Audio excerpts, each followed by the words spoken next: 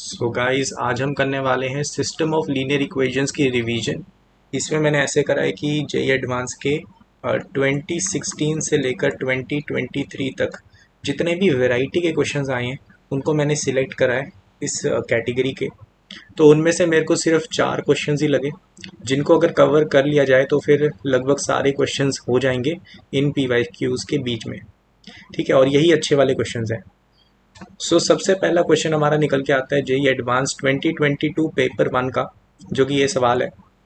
देखो, एक चीज़ ध्यान रखना, ये जो टॉपिक है ना, इस टॉपिक में डेल्टा की बहुत इंपॉर्टेंस है। ठीक है, जो डेल्टा है उसकी बहुत इंपॉर्टेंस है। और इस डेल्टा की इंपॉर्टेंस कैसी होती है कि देखो, जैसे डेल्टा अगर मान लो ये इक्वेशंस है आपकी ना, ये 3 इक्वेशंस गिवन है, तो इसमें डेल्टा क्या होगा, हमारा हमारा डेल्टा हो जाएगा, हमें बस एक्स वाई और जेड के कोफिशिएंट्स को यहाँ पे पुट करना होता है। डेटर्मिनेंट ऑफ, यहाँ पे पहली इक्वेशन में एक्स का कोफिशिएंट 1, तो यहाँ पे 1 डाल दिया, वाई का कोफिशिएंट 1 1 डाल दिया, जेड का कोफिशिएंट 1 1 डाल दिया। वैसे ही दूसरी इक्वेशन के लिए करेंगे 10 100 और 1000 आ जाएगा। और वैसे ही तीसरी इक्वेशन के लिए करेंगे क्यू आर पी आर और पी जेड। ठीक, पी क्यू, हाँ ठीक है। तो ये हो गया हमारा डेल्टा।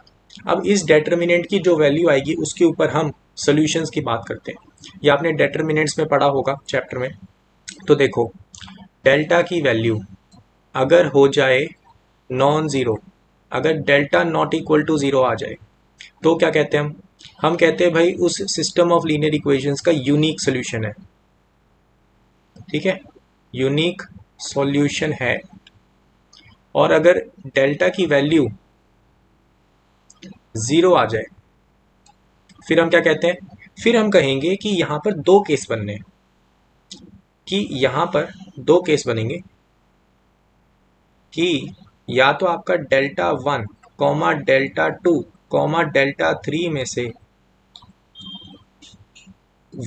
एक या एक से ज़्यादा कोई भी एक नॉन ज़ीरो हो जाए। ठीक है, मतलब कोई भी एक जो डेल्टा 1 डेल्टा 2 डेल्टा 3 में से है, एटलीस्ट एक भी अगर delta I not equal to zero हो जाए, जहाँ पे आई इक्वल टू 1,2,3 है, मतलब तीनों में से कोई भी नॉन ज़ीरो हो जाए, तो आपको एक चीज़ क्या पता लग जाएगी कि इधर का नो सोल्यूशन है, कोई सोल्यूशन नहीं होगा सिस्टम ऑफ लीनियर इक्वेशंस का। लेकिन अगर तीनों डेल्टा 1 डेल्टा 2 डेल्टा 3 तीनों ज़ीरो आ जाए, फिर हमारे पास क्या होता है कि दो चॉइसेस होते हैं, या तो उसका नो सोल्यूशन होगा या फिर हम कहेंगे कि भाई इन्फाइनाइटली मैनी सॉल्यूशंस है, इन्फाइनाइटली मैनी सॉल्यूशंस। तो ये जो थर्ड कैटेगरी है ना, जैसे ही आपके पास ये रिजल्ट आ जाएगा फिर आपको क्या करना पड़ेगा, इसको फर्दर अगर आपको जानना है कि नो सोल्यूशन है कि इन्फाइनाइट है, तो आपको एल्जेब्रिकली सॉल्व करना पड़ेगा।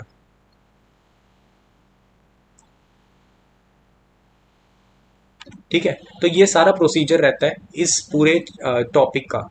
तो यहाँ पे हम अप्लाई करेंगे, लेकिन एक चीज़ ध्यान रखना, यहाँ पे ऑब्वियसली यहाँ पे इक्वेशंस की बात हो रही है, तो अगर आप ये 3 इक्वेशंस मैन्युअली भी एडजस्ट कर सकते हो और सोच सकते हो तो ये हमेशा बेटर रहता है इस पूरे प्रोसेस से। तो चलो देखते हैं इस क्वेश्चन को। यहाँ पर इस क्वेश्चन में अगर बात करें हम,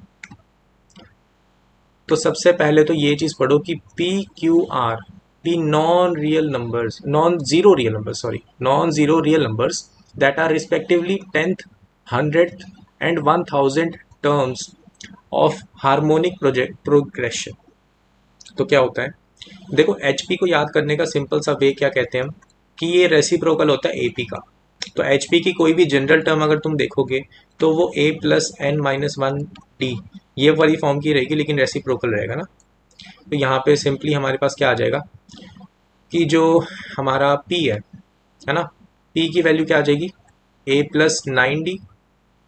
ठीक है, और Q की वैल्यू क्या आ जाएगी, A प्लस 99D। और R की वैल्यू क्या आ जाएगी, A प्लस 999D। बस ये याद रखना कि यहाँ पे रेसिप्रोकल है। ठीक है, तो यहाँ पे रेसिप्रोकल है।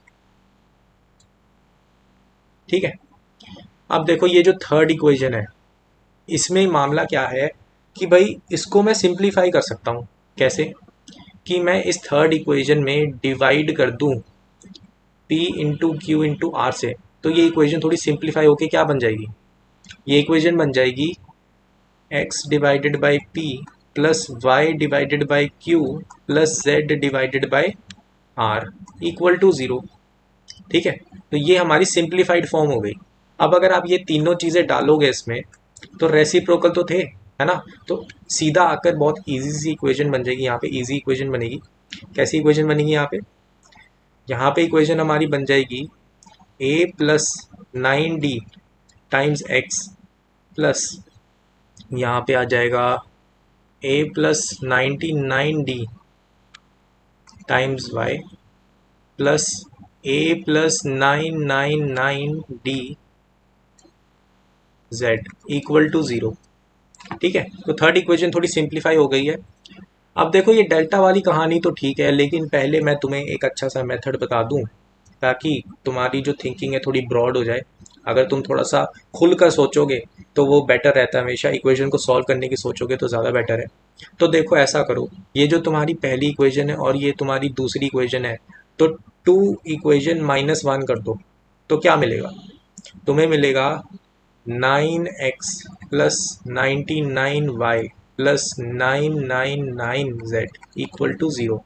अब यहाँ पे क्या करो, d से मल्टीप्लाई कर दो, है ना, जो कॉमन डिफरेंस था।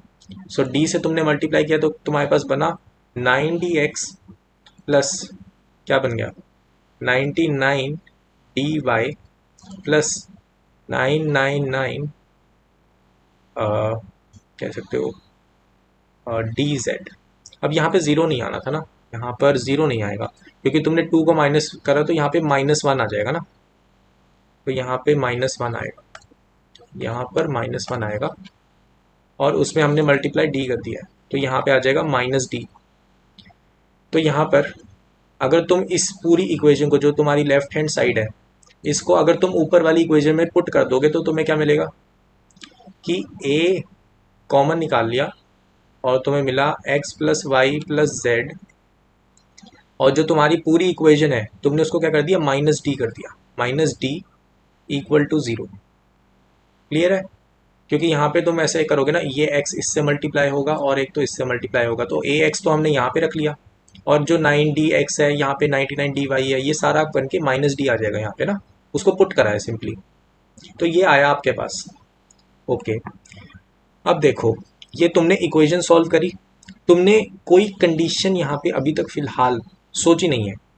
अब देखते हैं ये क्वेश्चन में हमारे पास और क्या है। देखो यहाँ पर तुम्हें क्या मिला कि भाई अगर x plus Y plus Z equal to one है ना, पहली इक्वेशन में आपको गिवन है ना ये कि x plus Y plus Z equal to one है, तो आपको क्या मिला, आपको मिला कि भाई इक्वल टू वन है, तो आपको मिला a इक्वल टू डी। ठीक है, क्लियर है। फिर हमारे पास यहाँ पे कंडीशंस भी देखनी पड़ेंगी हमें। यहाँ पे क्यू आर है ना, इसको भी आपको a प्लस ये जो 9d वगैरह है इसमें आपको कन्वर्ट करना पड़ेगा। तो यहाँ पे q by R equal to 10 दिया हुआ है, तो q आपका क्या है 1 बाई ए प्लस 99d, तो वो नीचे आएगा a प्लस 99d, ऊपर आ जाएगा a plus 999d equal to 10। तो यहाँ पे जाओगे फिर इधर आ जाएगा आपका 9a और यहाँ से वहाँ जाएंगे तो 9d, तो आपके पास आया a इक्वल टू डी वाली कंडीशन। ठीक है, तो देखो अगर a इक्वल टू डी है, ठीक है, तो हम कह सकते हैं, देखो यहाँ पे एक स्टेप हम पीछे चलते हैं। ठीक है, यहाँ तक हमारा रिजल्ट निकला। यहाँ पे अगर मैं ऐसा कह दूं कि a इक्वल टू डी मुझे गिवन है, तो मेरे पास क्या आया, मेरे पास आया कि भाई x plus Y plus Z जो है ना मेरा, वो इक्वल टू वन है ना, यही आ गया। तो इससे मुझे फ़ायदा होगा कि हाँ मेरे पास तो भाई पहली वाली इक्वेशन ही आ गई। ठीक है, क्लियर है। और ख़ास बात ये है कि अगर मान लो कि मेरे पास कंडीशन होती a is not equal to D, तो मैं क्या कहता, मैं कहता कि भाई ऐसी सिचुएशन में तो क्या होगा कि a is not equal to d। तो मतलब मेरे पास ये आया कि भाई x plus Y plus Z जो है मेरा वो नॉट इक्वल टू 1 है, जो कि पहली इक्वेशन को वायलेट करता है। तो इस केस में मेरा क्या आंसर होगा? No solution. ठीक है, तो यहाँ पर जो आपकी ये वाली कंडीशन है, आप इसको भी चेक कर सकते हो। ये जो सारी कंडीशंस हैं ये a इक्वल टू डी और a not equal to D को ही दर्शा रही है। तो यहाँ पर ये आ जाएगा कि a is not equal to D वाली कंडीशन है ये, तो यहाँ पे नो सोल्यूशन होगा। तो 2 का आंसर s होना चाहिए। ठीक है, 2 का आंसर s है, तो a ऑप्शन और c ऑप्शन वैसे ही कट जाते हैं और 2 का ऑप्शन आंसर s है। एंड एक और चीज़ खास है, q, t और q ये equal to 10 not equal to 10 है, तो यहाँ पे भी आपको a not equal to d वाली ही कंडीशन गिवन है। सो 3 का आंसर भी होगा s। तो यहाँ पे सिर्फ b ऑप्शन में वो आंसर, तो आपका b ऑप्शन आंसर हो जाएगा। ठीक है, b ऑप्शन आपका आंसर हो जाएगा। तो ये तो हो गया स्पेशल तरीका, है ना, कि आपने क्या करा, बिल्कुल अच्छे से एनालाइज करा क्या हो क्या रहा है क्वेश्चन में, है ना। अगर यहाँ पे सोल्यूशन होगा तो a इक्वल टू डी होना चाहिए। ठीक है, सोल्यूशन होने के लिए a इक्वल टू डी होना चाहिए, ये आपको पता लगा यहाँ से। ठीक है, लेकिन अगर सोल्यूशन अगर a इक्वल टू डी नहीं है तो उसका मतलब तो सोल्यूशन ही नहीं है ना। तो यहाँ पे आपको ये चीज़ पता लग गई कि a is not equal to D, उधर से यहाँ से क्वेश्चन सॉल्व हो रहा था ये पूरा। ओके, तो ये तो हो गया हमारा बेटर वाला मेथड। ठीक है, जो बेस्ट मेथड है। और क्या मेथड हो सकता है? देखो, दूसरा मेथड तो बहुत ही सिंपल है, ये डेल्टा वाला, इसको हम लास्ट क्वेश्चन में अच्छे से अप्लाई कर लेंगे। फिलहाल आप समझ लो कि ये इसका बेस्ट तरीका था सॉल्व करने का। ठीक है, तो अगर अगले क्वेश्चन पे चलते हैं। अगला क्वेश्चन है हमारा ये वाला, इसमें हम प्रॉपरली अप्लाई कर देंगे डेल्टा वाली थ्योरी को। तो यहाँ पे मैं थोड़ा सा इसको इरेज कर रहा हूँ क्योंकि वो क्वेश्चन हो चुका है। अब इस क्वेश्चन पे फोकस करते हैं। ये हमारा नेक्स्ट क्वेश्चन है। Next question, this is really important कि आपको कैलकुलेशन को मिनिमाइज करने के लिए सब कुछ करना चाहिए एक एक क्वेश्चन में। ठीक है, तो इसको देखते हैं। यहाँ पे गिवन है कि alpha beta gamma be real numbers such that system of linear equations, ये गिवन है हमें, बी कंसिस्टेंट। ठीक है, कंसिस्टेंट होना है। कंसिस्टेंट का मतलब क्या होता है? यहाँ पे एक चीज़ और समझ लो, कंसिस्टेंट का मतलब ये होता है कि उसका सोल्यूशन एग्जिस्ट करे। ठीक है, इसका मतलब या तो एक यूनिक सोल्यूशन हो जाए या फिर मैं कहूँगा इन्फानाइट हो जाए। दोनों केस मेरे लिए सही हैं। ठीक है, अब देखो यहाँ पे बात क्या है कि यहाँ पे अगर मैं डेल्टा निकालता हूँ, डेल्टा मेरा क्या आ जाएगा, डेल्टा इक्वल टू, यहाँ पे मैंने डेटर्मिनेंट बनाया, यहाँ पे आया 1 2 3, यहाँ पे आया 4 5 6, यहाँ पे आया 7 8 9। तो यहाँ पे अगर आप ऑब्जर्वेशन करोगे, यहाँ पे इसको आप माइनस करोगे तो यहाँ पे ये जो पूरी रो है, ये पूरी रो क्या बन जाएगी? ये रो बन जाएगी 1 1 1। और इसी चीज़ को आप इधर से भी माइनस कर दोगे तो आपको बनेगा 2 2 2। तो यहाँ पे अगर आप 2 कॉमन निकाल लोगे इस रो से तो ये पूरी रो आपको बन जाएगी 1 1 1। तो यहाँ पे दो रोज सेम हो चुके, दो कॉलम सेम हो चुके हैं। तो यहाँ पे आपके पास आएगा कि ये डेटर्मिनेंट क्या है, 0 है। क्लियर है? तो यहाँ पे ये ऑब्जर्वेशन से हमें पता लगा डेल्टा तो भाई 0 है, तो इसका मतलब यूनिक तो हो ही नहीं सकता, तो इन्फानाइट करना पड़ेगा। ठीक है, इसका मतलब मुझे ये करना पड़ेगा कि delta 1 equal to delta 2 equal to delta 3 equal to 0, ये कंडीशन लगानी पड़ेगी। क्लियर है? अब देखो ये सब कुछ तो तुमने कर लिया, तो अब तुम लोग सोच रहे हो कि भाई अल्फा बीटा गामा इनकी वैल्यूज निकालनी पड़ेंगी क्या ये 3 इक्वेशन यूज करके? देखो कर तो सकते हो, लेकिन अगर अवॉइड करोगे तो बेटर है, क्योंकि एडवांस वाले भी नहीं चाहते इतना कैलकुलेशन करो। क्या फ़ायदा कैलकुलेशन करने का, दिमाग लगाओ। आखिर हम अल्फा बीटा गामा निकाले क्यों, पहले सुन तो लो क्वेश्चन है क्या आगे। लेट m का determinant represent the determinant of matrix m। तो इस m का डेटर्मिनेंट हमें पूछा भी हुआ है क्वेश्चन में। Okay, let p be the plane containing all those alpha beta gamma for which the above system of linear equations is consistent. ठीक है, तो अल्फा बीटा गामा वही वाले कंसिस्टेंट वाली बात आ गई यहाँ पे। और D be the square of the distance of the point from the plane, तो ये डी निकालना है। ठीक है, तो देखो, तो अगर तुम यहाँ से alpha comma beta comma gamma निकालने की कोशिश करते हो तो तुम्हें एक प्लेन की इक्वेशन निकालनी पड़ेगी, तो ये काफ़ी, तुम कह सकते हो, लेंथी प्रोसेस होगा।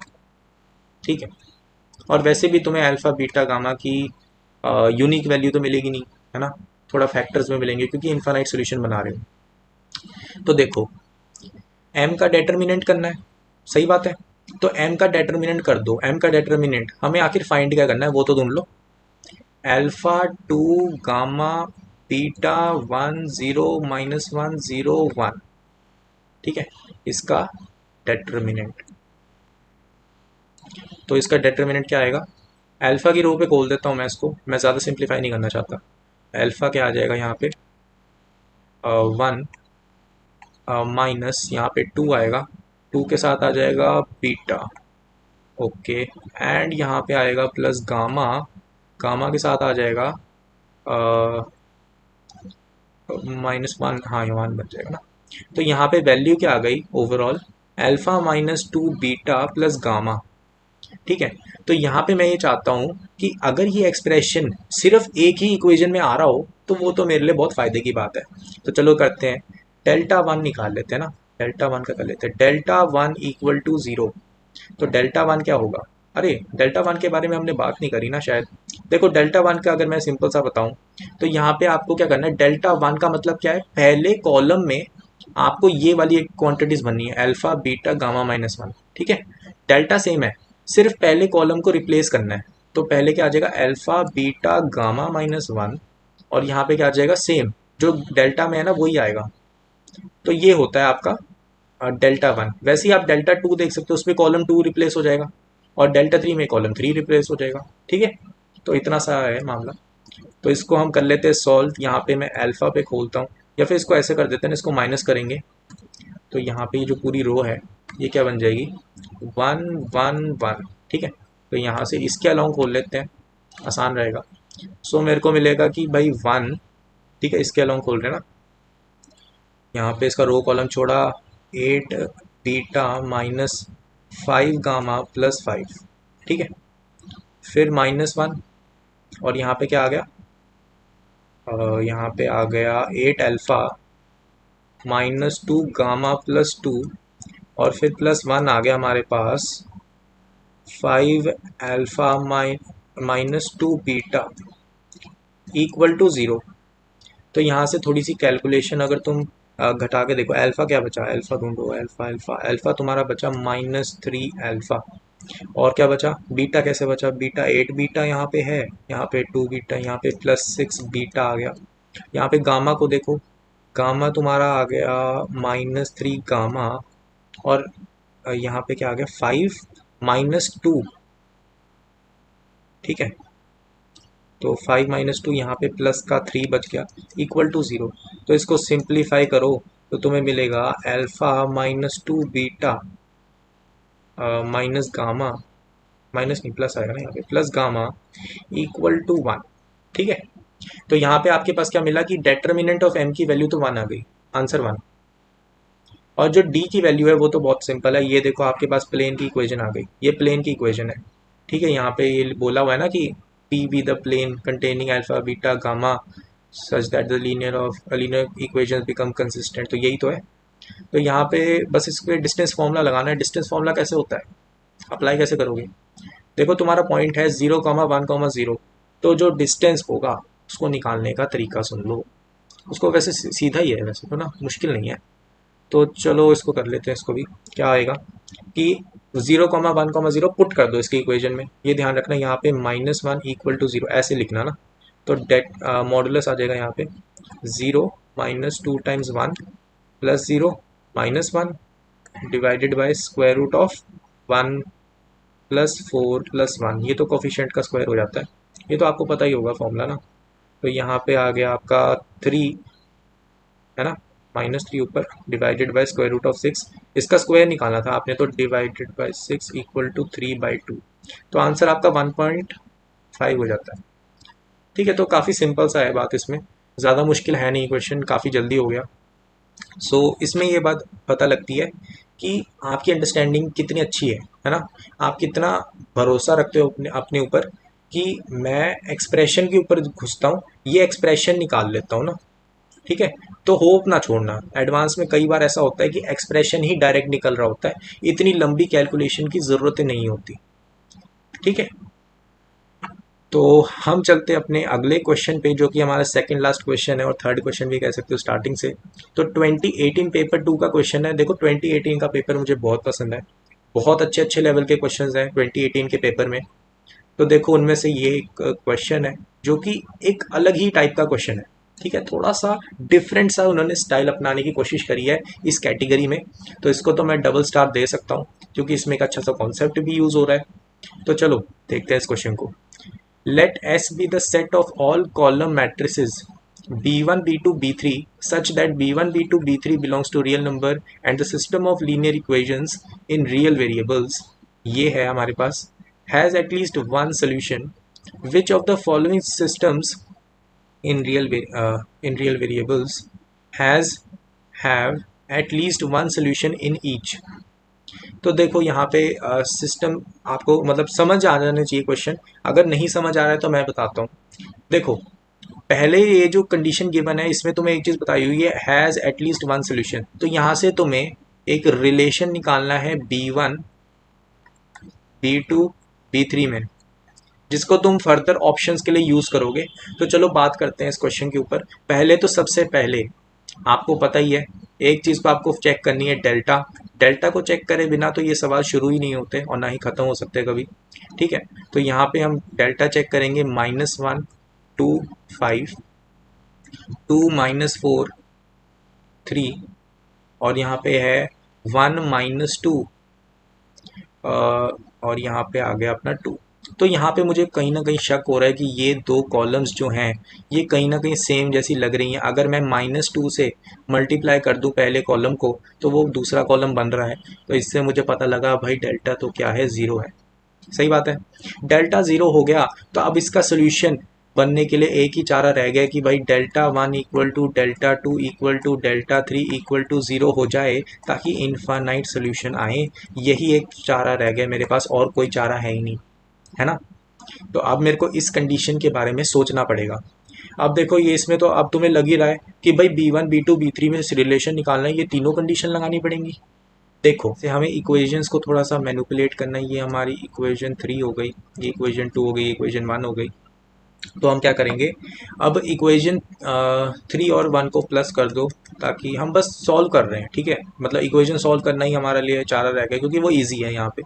तो यहाँ पे हम क्या करेंगे, इसको जब करेंगे तो फिर क्या मिलेगा हमें, 7z। ठीक है, 7z equal to B1 plus B3।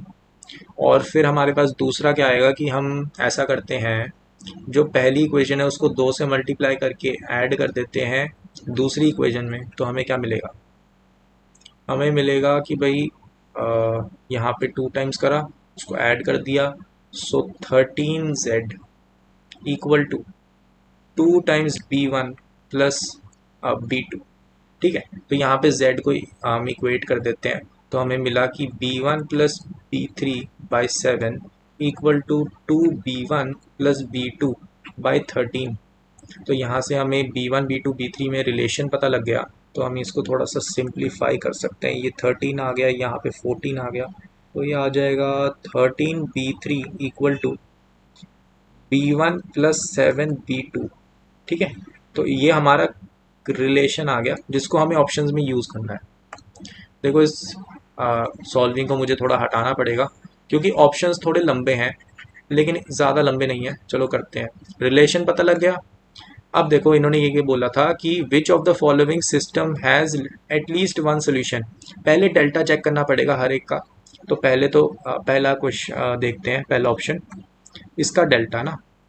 तो हमारे पास x2/4, अच्छा ठीक है, चलो देखते हैं। तो 1, 2, 3 हमारे पास हो गया 0, 4, 5 एंड हमारे पास आ गया 1, सॉरी 1, यहाँ पे 2 आना, 2, 6। ठीक है, तो ये हमारे पास आ गया हमारा डेल्टा। पहले ऑप्शन के लिए। तो इसकी वैल्यू देखनी है, तो यहाँ पे हम क्या करते हैं, इसको इससे माइनस कर देते हैं, तो हमें मिलेगा 1, यहाँ पे 4, यहाँ पे 6, यहाँ पे 0 0 0, यहाँ पे 3 आना है, और ये हमारे पास 5 2 3। तो यहाँ पे ये ट्रायंगुलर मैट्रिक्स बन गई है। ठीक है, तो यहाँ पे इसका जो आंसर होता है वो डायगोनल को मल्टीप्लिकेशन से आ जाता है। तो 1 इंटू 4 इंटू 3, तो हमारे पास आ गया 12, which is not equal to 0। तो इसका मतलब हाँ, इसका तो सोल्यूशन होगा। सही बात है, इसमें b1 b2 b3 जो मर्जी हो, इसका तो डेल्टा ही नॉट इक्वल टू 0 है। क्लियर है। वैसे ही हम क्या करते हैं, बाकी ऑप्शन को देखते हैं। देखो ज़्यादा टाइम नहीं लग रहा है, अगर तुम करोगे तो डायरेक्टली हो जाएगा सवाल, ऐसे कोई बड़ी बात नहीं है। दूसरे का डेल्टा देखते हैं, तो हमारे पास क्या बनता है। एक है 1 1 3, यहाँ पे है 5 2 6, एंड है -2 -1 -3। ठीक है, तो इसको कैसे करेंगे। इसको हम कर सकते हैं कि इसको ट्वाइस कर दो, है ना, और ऐड कर दो, तो मैट्रिक्स क्या बन जाएगी। मैट्रिक्स बन जाएगी हमारी कि यहाँ पर ट्वाइस करके ऐड करा 0, यहाँ पे ट्वाइस करके ऐड करा 0, यहाँ पे ट्वाइस करके ऐड करा, यहाँ पे आ जाएगा 1। तो इस रो के अलॉन्ग अगर तुम खोलोगे तो तुम्हें आंसर आएगा -3 और +3, तो ये आ गया 0। ठीक है, डेल्टा 0 आ रहा है। अब हमें सोचना है कि इन्फानाइट हो जाए, है ना। तो हम इन्फानाइट के लिए क्या करेंगे, यहाँ पे जो इक्वेशंस हैं हमारे पास, कंडीशन तो ये वाली है कि delta 1 equal to delta 2 equal to delta 3 equal to 0। लेकिन अगर b1 b2 b3 के बीच में ये रिलेशन हुआ तब भी चलेगा, है ना, एक ही बात हो जाएगी। सो ये चीज़ तो मैच होनी चाहिए, ये चीज़ ध्यान रखना, ये चीज़ तो मैच होनी चाहिए। तो यहाँ पर हम क्या कर सकते हैं, डेल्टा 1 को देख लें, मतलब किसी भी एक को देख लेना, है ना, किसी भी एक को देख लेंगे तो भी काम हो जाएगा हमारा। ठीक है, तो डेल्टा 1 देख लो। डेल्टा 1, डेल्टा 1 क्या होगा, डेल्टा 1 हमारा हो जाएगा 1, यहाँ पे 3, यहाँ पे आ जाएगा 2 6 -1 -3, और यहाँ पे आ जाएगा -2, यहाँ पे नहीं, -2 नहीं आएगा, b3 आएगा ना, b3, यहाँ पे b2, यहाँ पे b1। तो यहाँ पे सेम प्रोसीजर हो सकता है, तो यहाँ पे 2 टाइम्स करके माइनस कर देंगे, तो यहाँ पे -2b प्लस कर देंगे, +2b3, यहाँ पे 0, यहाँ पे 0। तो आंसर क्या आएगा, b2 +2 टाइम्स b3, और हमारे पास ये जो पूरा रिजल्ट है ये तो हमारे पास 0 ही आ गया, है ना। तो डेल्टा 1 को चेक करके फ़ायदा नहीं हुआ है। देखो एक काम कर सकते हैं यहाँ पे कि हम फैमिली ऑफ लाइंस का कॉन्सेप्ट यूज़ करें। Family of lines, family of lines क्या होगी, फैमिली ऑफ लाइंस नहीं, सॉरी, फैमिली ऑफ प्लेन्स। यहाँ पे हम कॉन्सेप्ट यूज़ कर सकते हैं फैमिली ऑफ प्लेन्स का। ठीक है, तो फैमिली ऑफ प्लेन्स का कॉन्सेप्ट कैसे यूज़ होगा, p1 प्लस लैम्डा p2, ठीक है, शुड बी इक्वल टू और आइडेंटिकल टू p3। इस चीज़ को यूज़ कर सकते हैं हम, इस कंडीशन को, ताकि हमें b2 b3 और b2 b3 और b1 में रिलेशन पता लगे। तो यहाँ पर क्या आ जाएगा कि x times x plus Y plus 3z minus b1 plus lambda times 5x plus 2y plus 6z, negative में वो भी आएगा ना, -b2। तो -b2 इक्वल टू हमारे पास जो तीसरा प्लेन है, तो -2x minus Y minus 3z minus b3। तो यहाँ पे हम कोफिशिएंट्स को सेम करेंगे तो हमें मिलेगा 1 प्लस 5 लैम्डा इक्वल टू -2। तो यहाँ पे हमें मिला कि भाई जो लैम्डा है हमारा, है ना, लैम्डा हमारा क्या आ जाएगा, सो लैम्डा हमारा आ जाएगा -3/5। ठीक है, अब बाकी कंडीशन भी चेक करनी पड़ेंगी, तो 1 प्लस 2 लैम्डा इक्वल टू -1। ठीक है, तो यहाँ पे क्या आ रहा है आपका, लैम्डा इक्वल टू माइनस ये आ रहा है ना। तो ये बता रहा है कि ये जो दो प्लेन्स हैं इनका लैम्डा डिफरेंट आ रहा है ना। लैम्डा डिफरेंट आने का मतलब नो सोल्यूशन, है ना, कोई सोल्यूशन नहीं है। तो यहाँ पर बात ही आ जाती है कि this can not have any solution. Clear है, इसका कोई सोल्यूशन नहीं होगा, चाहे आप B2 B3 B1 B2 B3 को देखो या ना देखो। क्लियर है। वैसे ही सी ऑप्शन को देखते हैं। सी ऑप्शन हमारा ऐसा है कि उसका डेल्टा देख लेते हैं, -1 2 -5। तो इसके लिए भी हमें वही करना पड़ेगा, कैलकुलेशन करनी पड़ेगी। कर देते हैं, क्या आएगा, -1 2 -5 और हमारे पास है 2 -4 10 और 1 -2 5। तो ये तो साफ साफ है, इसका डेल्टा ज़ीरो है। क्लियर है। सो यहाँ पे अगर तुम डायरेक्टली एनालाइज करो तो तुम्हें ये मिला कि अगर तुम यहाँ पे नेगेटिव साइन का देखो तो काफ़ी इन्वॉल्वमेंट है, और यहाँ पे ट्वाइस है। ओ, दैट्स प्रेटी सिंपल। तो यहाँ से तुम ये सिंपल कह सकते हो कि B1 इक्वल टू -B3 है, जो कि इक्वल टू -B2/2 है। ठीक है, ये चीज़ ऑब्जर्व अगर कर ली तो बहुत बढ़िया बात है। तो यहाँ से अगर तुम इसको k रखते हो तो B1 की वैल्यू k मिल गई, B3 की -k मिल गई। इस ऑप्शन में डालो, ये जो रिलेशन है ये सेटिस्फाई होना चाहिए। तो यहाँ पे अगर तुम करोगे तो यहाँ पे हमें मिल रहा है 13 B3। B3 की वैल्यू क्या है, -k है ना। सो हम इसको -k डालते हैं,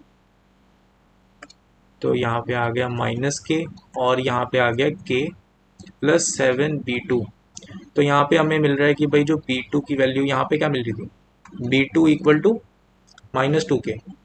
तो यहाँ पे हमें मिल रहा है 7B2 इक्वल टू -14k। तो B2 की वैल्यू हमें मिल गई -2k। ठीक है, तो B2 और ये सब कुछ मैच हो गया ना कुल मिलाकर। तो हमें ये पता लगा कि भाई इसके तो इन्फानाइटली मैनी सोल्यूशन हैं। ठीक है, तो भाई यस, एटलीस्ट एक सोल्यूशन तो इसका है। क्लियर है। अगला हमारा आ जाता है कि भाई लास्ट ऑप्शन। लास्ट ऑप्शन का डेल्टा देख लो भाई। लास्ट ऑप्शन का डेल्टा, लास्ट ऑप्शन का डेल्टा क्या आ गया, लास्ट ऑप्शन का आ गया 1 2 5 2 3 0 1 4 -5। ठीक है, तो यहाँ पर थोड़ा सा हम कर सकते हैं, यहाँ पे रिड्यूस कर सकते हैं कैलकुलेशन को। अगर इसको माइनस करूँ या फिर खोल देता हूँ सीधा ना, ज़्यादा बड़ी कैलकुलेशन नहीं लग रही मुझे। तो यहाँ पे थोड़ा सा स्पेस बना लेता हूँ कैलकुलेशन के लिए। तो यहाँ पे आ जाएगा, मैं इस रो के अलॉन्ग खोल देता हूँ, है ना। तो ट्वाइस यहाँ पे नेगेटिव आएगा ना, माइनर है, साइन लगाएंगे हम। तो यहाँ पर आएगा -10 -20 तो -30। और फिर हमारे पास क्या आएगा, और 3 के अलॉन्ग करेंगे तो -5 -5 तो +3 -10। तो ये ऑलवेज नेगेटिव आ गया, नहीं 60 60 -30 कुछ 30 कुछ आ रहा है, तो it is not equal to 0। तो yes, this should also be the answer. ठीक है, डी ऑप्शन भी आंसर है। क्लियर है। फिर हमारे पास क्या आ जाता है, हमारा last and the most appreciated question. तो हमारे पास ये क्वेश्चन है, 2023 का क्वेश्चन है ये, और काफ़ी बढ़िया लेवल का क्वेश्चन है। ठीक है, ज़्यादा मुश्किल नहीं है, बस ये बता देता है कि आपको थोड़ा सा संभल कर और इजी टू गो चलना है। सबसे पहला तो डेल्टा देखो। सबसे पहले ये इक्वेशन है हमारी, alpha beta gamma real numbers given है और हमें बस ऑप्शंस मैच करने हैं। ठीक है, तो डेल्टा देखो क्या आ रहा है, यहाँ पे हमने डेटर्मिनेंट खोला। ठीक है, तो डेटर्मिनेंट हमारा ये आ जाता है 1 2 1, और क्या आ जाता है 1 0 अल्फा, और क्या आ जाता है 2 -3 बीटा। अब इसको कैलकुलेट कर लेते हैं, क्या आ गया, इसके अलॉन्ग खोल लेता हूँ, है ना। तो -1 यहाँ पे क्या आ जाएगा, 2 बीटा माइनस का प्लस हो जाएगा ना, यहाँ पे +3, और यहाँ पे तो ज़ीरो ही आ गया। माइनस में यहाँ पे अल्फ़ा है, और अल्फ़ा के साथ क्या आ जाएगा यहाँ पे -3 -4 इक्वल टू 0। ठीक है, इक्वल टू 0 नहीं रखना चाहिए मुझे, कैलकुलेशन मतलब देखेंगे क्या आ रहा है। तो यहाँ पे आ रहा है हमारा 7 अल्फा -2 बीटा -3। ठीक है, तो यहाँ पे मैं ये चाहता हूँ कि आप पहली कंडीशन को एनालाइज करो, इस कंडीशन पे नज़र रखो जो यहाँ पे गिवन है। गामा को थोड़ी देर के लिए भूल जाओ और अल्फा को भी, उनकी कंडीशंस को मत देखो। सबसे पहले ये देखो, ये डेल्टा के बारे में गिवन है मुझे लग रहा है। तो हमारे डेल्टा को अगर मैं ज़ीरो रखता हूँ तो मुझे क्या मिल रहा है कि 2 बीटा = 7 अल्फा -3। तो बीटा की वैल्यू मिल रही है 1/2 7 अल्फा -3। तो ठीक है, ये कंडीशन इसके बारे में गिवन है। तो अगर मैं नॉट इक्वल टू वाली कंडीशंस देखूं आर और एस, तो यहाँ से मुझे क्या पता लगा कि भाई delta not equal to zero वाली कंडीशंस है। अगर beta is not equal to 1/2 7 alpha -3, then delta is not equal to zero. तो यूनिक सोल्यूशन, ठीक है, यूनिक सोल्यूशन आएगा। तो यहाँ पर आर और एस का आंसर 1 होना चाहिए। जिन ऑप्शंस में आर और एस का आंसर, यहाँ पे ये भी हो सकते हैं ना कि ये भी यूनिक सोल्यूशन को ही दर्शा रहे हैं, है ना। तो 1 4 या 5 में से आर एस होने चाहिए। ठीक है, तो यहाँ पे अगर आप देखो आर और एस को, तो यहाँ पे आर 1 4 5 में से, एस 3 4 5 में, 3 तो होना ही नहीं चाहिए, है ना। So D option is eliminated. Clear है। अच्छा, तो देखो, अगर मान लो कि डेल्टा इक्वल टू ज़ीरो आ जाए तो हमें डेल्टा 1 डेल्टा 2 डेल्टा 3 उनको भी देखना है। तो देखते हैं सबसे पहले डेल्टा 1 को देखते हैं। डेल्टा 1, डेल्टा 1 क्या आ जाएगा हमारा, इक्वेशंस देखते हैं। इक्वेशन हमारी थी 7 11 गामा, तो यहाँ पे 7 11 गामा आ जाएगा। नहीं सॉरी, यहाँ पे आएगा ना, फर्स्ट कॉलम में आ जाएगा 7 11 गामा, और बाकी इक्वेशन में सेम रहेगा ना। तो 2 1 0 अल्फ़ा, 2 1 0, यहाँ पे आएगा अल्फ़ा, यहाँ पे आएगा बीटा, और यहाँ पे आएगा -3। ठीक है, तो इसको हमें देखना है कि ये क्या है। अब बाकी कंडीशंस पे भी आपका दिमाग जाना चाहिए। ठीक है, तो यहाँ पे हमने क्या माना, अभी हम फिलहाल क्या मान रहे हैं, हाँ, हम फिलहाल ये मान रहे हैं कि delta is equal to zero. ठीक है, हम पी और क्यू के लिए सॉल्व कर रहे हैं ताकि पी और क्यू थोड़े से हमें ऑप्शंस और घटा देंगे, है ना। अगर पी हमारा 2 आ गया तो वो तो सीधा ही आंसर दे देगा, अगर पी 3 आ गया तो हमारा एक ऑप्शन और एलिमिनेटेड हो जाएगा। ठीक है, तो गामा के बारे में इंफॉर्मेशन गिवन है पी और क्यू में, ध्यान से देखो। ठीक है, तो यहाँ पे गामा इक्वल टू 28 और gamma equal to 20 not equal to 28, इसका थोड़ा सा इंपॉर्टेंस लग रहा है। तो देखते हैं, डेल्टा 1 से पता लग जाएगा मेरे हिसाब से। तो यहाँ पे हम इसको खोल देते हैं 7, हमारे पास क्या आ जाएगा, यहाँ पे आ जाएगा 3 अल्फ़ा -2, यहाँ पे आ जाएगा 11 बीटा माइनस अल्फ़ा गामा, और क्या आ जाएगा +1 टाइम्स हमारे पास आ जाएगा -33। ठीक है, तो इसको हमें देखना है। तो यहाँ पे आ जाएगा 21 अल्फ़ा -22 बीटा, और आ जाएगा हमारे पास -2 अल्फ़ा गामा -33। ठीक है, तो देखो बीटा की वैल्यू तो हमें पता है कि इस कंडीशन में मैं ये मान रहा हूँ कि बीटा की कंडीशन ये है, तो उसको पुट कर देते हैं इधर। इधर अगर मैं पुट करता हूँ इसी चीज़ को, तो मुझे क्या मिल जाएगा यहाँ पे कि यहाँ पे 11 टाइम्स ये हो जाएगा, तो यहाँ पे आ जाएगा 77 अल्फ़ा नेगेटिव में, ये चीज़ क्या बन जाएगी, ये पूरी नेगेटिव साइन के साथ, और यहाँ पे आ जाएगा प्लस का 33। ठीक है, क्लियर है। अब यहाँ पे हम देख लेते हैं, ये जो प्लस का 33 है ये हो जाएंगे सब्ट्रैक्ट, और जो अल्फ़ा है अगर मैं कॉमन निकालूँ तो मेरे पास बचा क्या, मेरे पास बचा यहाँ पे इसको काटेंगे तो 6, इसको काटेंगे 5, सो आ जाएगा -2 -56